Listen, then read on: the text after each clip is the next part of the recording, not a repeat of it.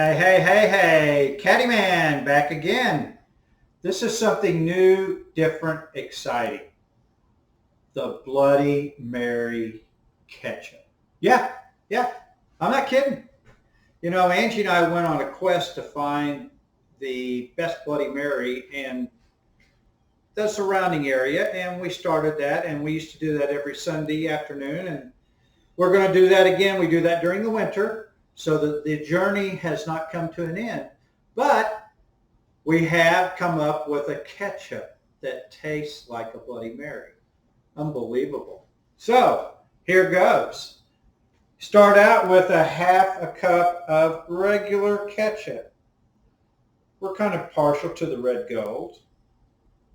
Price is good too. Okay. A tablespoon of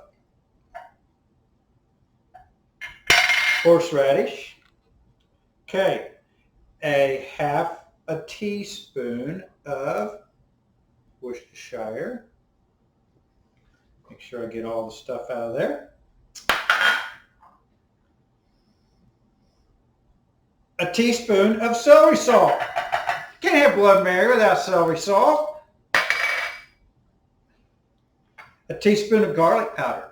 Got to have garlic powder in a Bloody Mary, you know. Okay, got it all in there.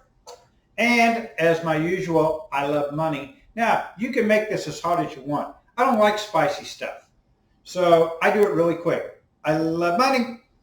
One drop. That was probably too much for me. Now, watch this. Mix it all up.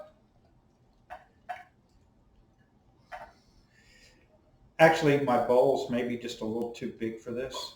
But if you'll see how it all mixes together, it smells exactly like a Bloody Mary. You can pour this in a squirter bottle or whatever. Pour it on steak, dip fries in it. You name it, you can do it. Put it on ham. This is going to go perfectly, awesomely with our new smash burger that's coming. It will be here soon. Try this now.